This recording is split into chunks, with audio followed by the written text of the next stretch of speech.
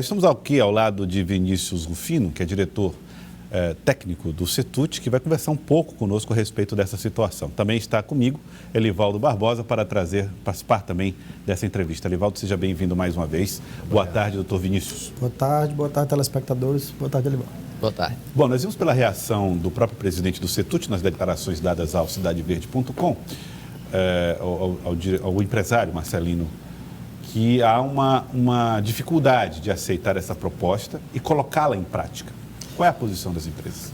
Olha, imagine o seguinte, nós já estamos aí há quase 2 anos nessa situação de pandemia, numa situação que já, enfim, esgotou qualquer possibilidade de você pensar que valores de catraca, valores arrecadados em catraca são suficientes para se cobrir um custo no sistema. E aí, quando nós recebemos uma proposta, na expectativa dessa proposta ela ser uma resolução, coisa que nós já vínhamos pedindo desde o início do ano, já estamos no 9º mês do ano, nós recebemos uma contraproposta em que as operadoras têm que fazer mais dispêndio de recursos, precisam fazer mais investimento do que já vinha sendo preconizado nos contratos, precisa abrir mão de mais recursos e não se dá uma resolutividade clara sobre como é que se vai aportar recursos para que se cubra essa questão desses investimentos, né? Essa questão de exigências de um modelo específico de veículo para a frota, que isso é coisa até discutível em relação à parte técnica, do que pode se operar. Eles falam em veículo padrão, né? O que é isso? O veículo padrão é aquele carro adequado, um carro maior e adequado para rodar nos corredores. Aquele carro preparado para sair do terminal de integração para o centro. Ele não é um carro preparado para rodar dentro dos bairros, tá? O carro preparado para rodar nos bairros é um veículo convencional, um carro um pouco menor, um carro um pouco mais ágil no sentido de fazer uma operação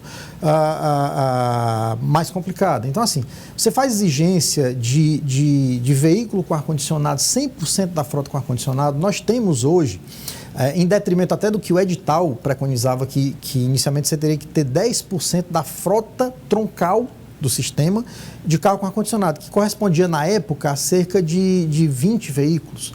Hoje nós temos mais de 100 veículos que vai do bairro para o centro. Exatamente. Hoje nós temos mais de 100 veículos no sistema com ar-condicionado, mais de 30% da frota com ar-condicionado, e isso sem que se tivesse feito nenhum tipo de exigência formal nesse sentido por parte da prefeitura, simplesmente pela própria evolução da coisa, né? Então, assim, é muito complicado você receber um documento, vamos chamar assim, que traz uma série de exigências, que traz uma série de exigências que necessitam de dispêndio de recursos, que necessitam de mais recursos, sendo que na maioria desses itens, inclusive, dos que foram mencionados na coletiva de imprensa, são itens que a prefeitura tem autonomia e tem que passar primeiro pelo braço da prefeitura. E nesse aporte de recursos para o setor, nada, não tem nenhum aceno da prefeitura? Foi mencionado no documento alguma coisa em relação, ou se foi mencionado verbalmente, alguma coisa em relação a recursos, mas nada claro.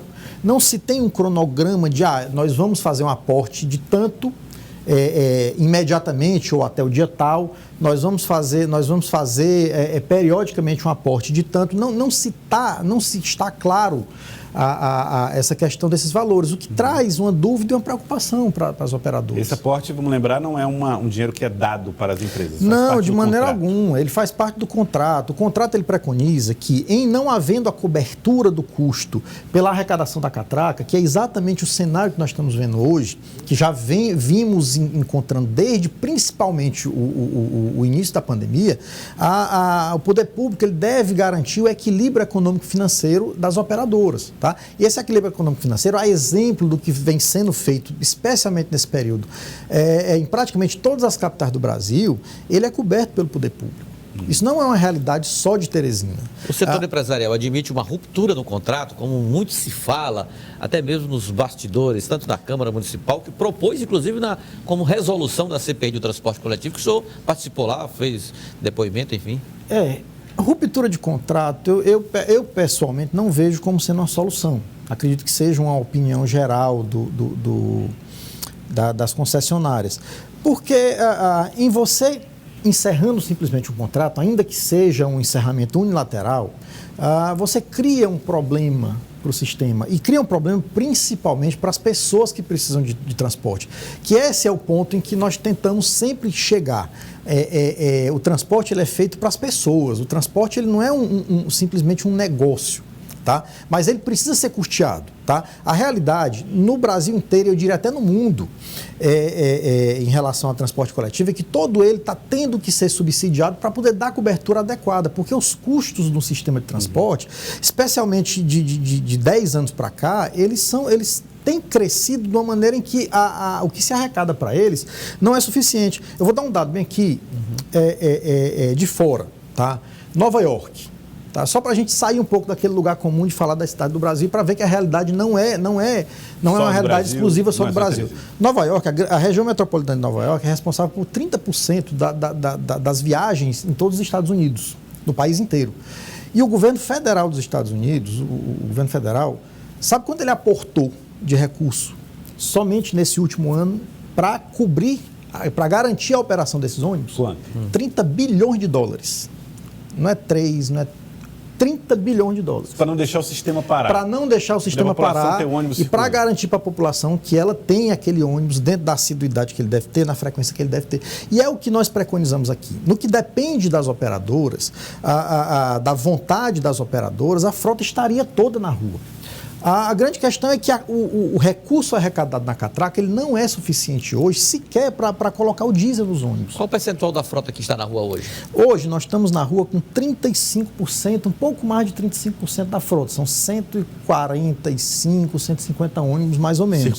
Circulando. E atendendo a uma demanda hoje de 22% do que era a demanda anterior à pandemia, no pré-pandemia. 22%. Né? Ou seja, nós estamos com um custo, para a gente traduzir isso numa linguagem um pouco mais didática, nós estamos com um custo empregado hoje, nesse momento, de 35% do custo que era antes da pandemia e estamos aí com a perspectiva de arrecadação de 22% do que era arrecadação. Então, a conta, por si só, ela já não fecha.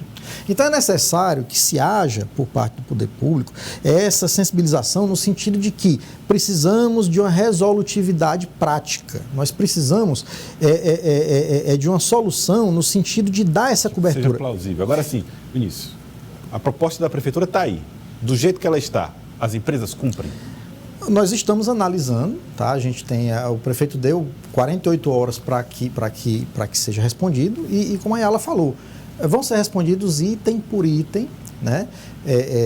Eu não tenho como adiantar aqui qual seria o veredito final, tá? A gente tem essa perspectiva de preocupação, mas de fato está sendo analisado e dentro do prazo previsto vai ser respondido tudo a contento.